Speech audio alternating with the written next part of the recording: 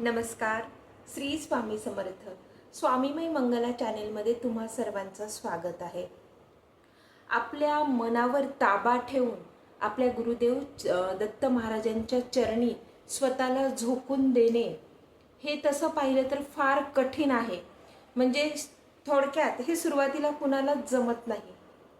परंतु यातूनच आपण कसा मार्ग काढायचा, आपण स्वतःला कसं वळवायचं, जेणेकरून आपण गुरुदेव दत्त महाराजांच्या चरणी लीन होऊ, हेच आपण आजच्या या व्हिडिओमार्फत बघणार आहोत.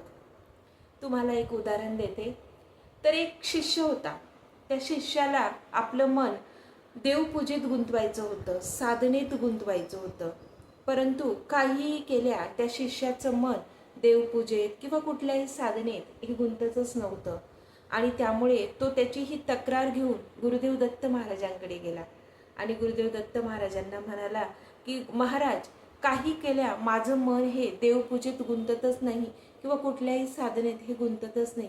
त्यापेक्षा गुरुदेव दत्त महाराज, आता तुम्हीच मला असा काहीतरी उपाय सांगा, काहीतरी साधना मला द्या की जे केल्याने माझं देवपूजेतही मन लागेल आणि माझी साधनाही होईल, माझं मनही गुंतेल.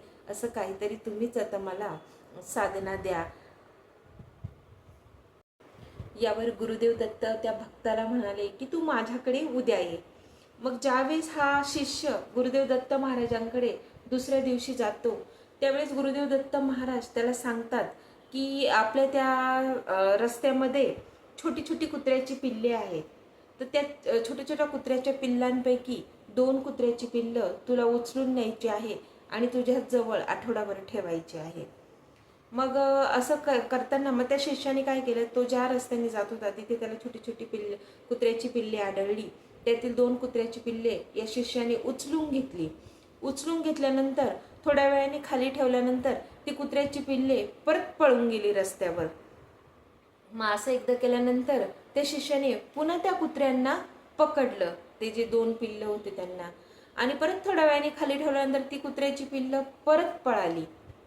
मग आता हे दुसऱ्यांदा झालं.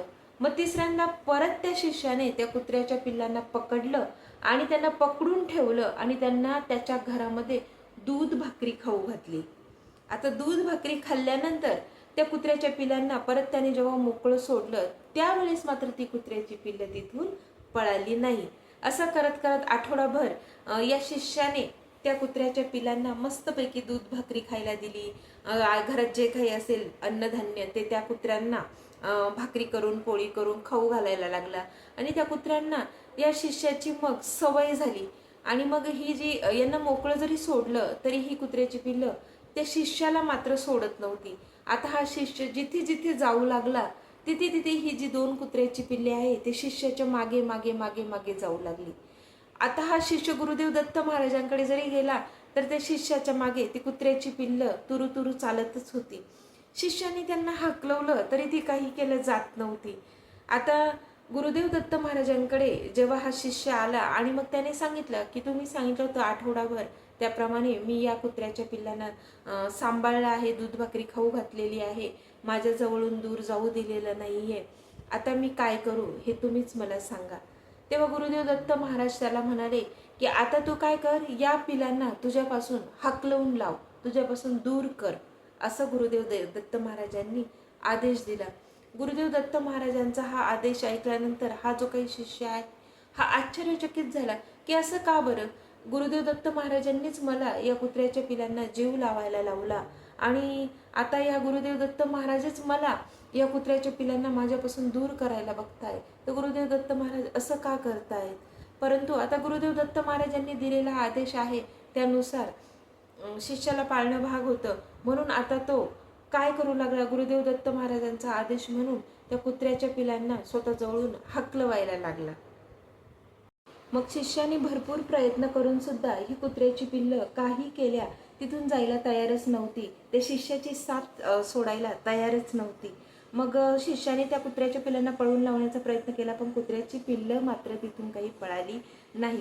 शेवट शिष्याने वैतागून परत शिष्य गुरुदेव दत्त महाराजांकडे गेला आणि गुरुदेव दत्त महाराजांना म्हणाला की महाराज, काही केल्या ही कुत्र्याची पिल्लं मला सोडतच नाहीये.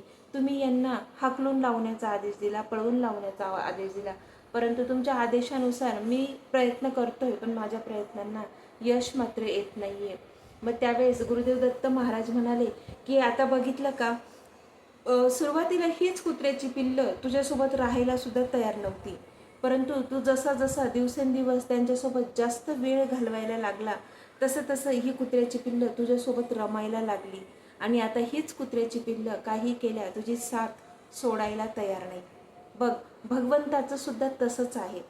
तू जितका जास्त वेळ भगवंताजवळ घालवशील, तू जितका जास्त वेळ भगवंताला देशील, तितकं जास्त तुझं मन भगवंताच्या सुगंधाचा आस्वाद घेईल, तुझं मन प्रसन्न होईल आणि हळूहळू हेच मन भगवंताशिवाय राहायला तयार होणार नाही.